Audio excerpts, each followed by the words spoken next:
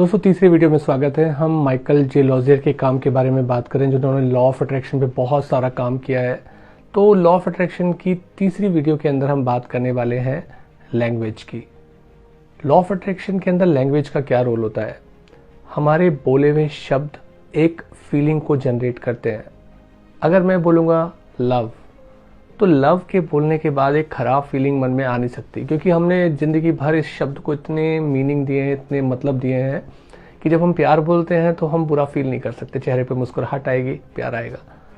तो word precisely अगर देखा जाए तो उसका बहुत गहरा फ़र्क होता है। अगर आप किसी भी काम को बोलेंगे कि ये बड़ा ईजी है तो आपको ख़राब फीलिंग नहीं आएगी। तो वर्ड के साथ साथ थॉट और फीलिंग चेंज होती है। अगर आप बोलते हैं मुझे होमवर्क करना है, तो अब एक ऐसा बच्चा जो होमवर्क को एंजॉय करता है उसके लिए होमवर्क का एक अलग मतलब है, क्योंकि जब वो होमवर्क करके स्कूल जाएगा जहाँ उसको अप्रिसिएशन मिलेगा कि उसने अच्छा काम फिर दोबारा से किया है, तो वहाँ उसका मीनिंग उसके लिए अलग होगा। वर्ड वही है, फीलिंग अलग हो जाएगी। तो वो होमवर्क की बात सुन के काम करने के लिए भागेगा कि मुझे कल फिनिश करके जाना है और टीचर को दोबारा दिखा के वाहवाही लेनी है, या उसके लिए वो बोझ है कि कल दोबारा डांट पड़ने वाली है। तो उस वर्ड के साथ फीलिंग भी जुड़ी हुई है, एक इमोशन भी जुड़ा हुआ है कि हम उसी के बेसिस पे एक्शन लेते हैं। तो होमवर्क आप करोगे या नहीं करोगे वो डिपेंड करता है कि उस वर्ड के साथ आपका एसोसिएशन क्या है, आपने उसको क्या मतलब दिया है। जैसे पैसे की बात करें, जो पैसे के अभाव में है वो उसको नेगेटिव मीनिंग देगा, नेगेटिव इमोशन देगा। जिसके पास इस समय अबंडेंस में पैसा आ रहा है उसके लिए कितनी सुखद फीलिंग होगी पैसे के साथ।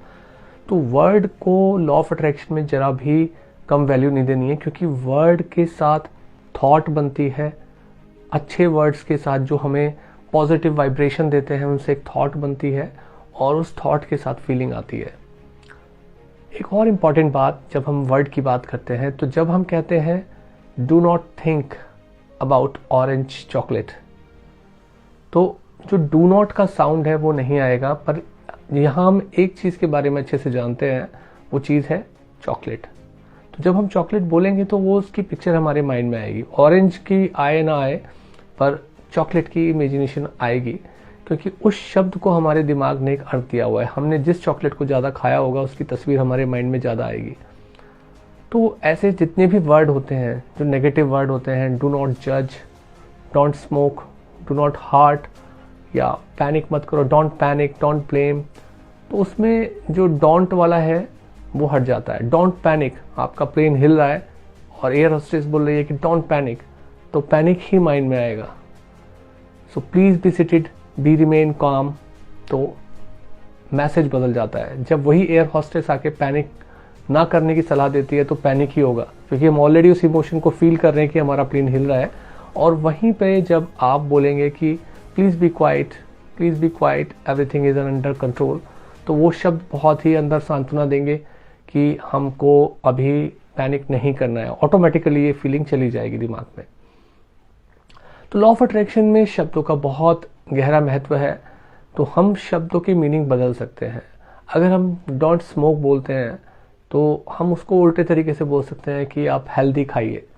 हमने वर्ड चेंज कर दिया, उसकी फीलिंग चेंज हो गई, थॉट चेंज हो गई, बात ही चेंज हो गई। कि अगर हम किसी बच्चे को लेक्चर देने जा रहे हैं और हम उसको बोल रहे हैं कि नहीं नहीं आप स्मोक मत करो, उसके बजाय हम अच्छे हेल्दी खाने, अच्छे टेस्टी हेल्दी खाने के बारे में बात करें, उसके साथ आने वाले मज़े की बात करें, अगर हम वो इमोशन जगा पाते हैं तो उस वर्ड के साथ एक थॉट जनरेट होगी, उस थॉट के साथ एक डिस्कशन जनरेट हो सकता है, उस डिस्कशन के साथ एक फीलिंग, इमोशन आ सकती है और हमारे काम करने का नज़रिया ही चेंज हो सकता है। हम एक डिफरेंट डायरेक्शन में काम करना शुरू कर सकते हैं। तो ये लॉ ऑफ अट्रैक्शन का थर्ड वीडियो है, माइकल जे लॉजियर का काम है। और नेक्स्ट वीडियो में, वीडियो नंबर 4 में, सी यू देयर।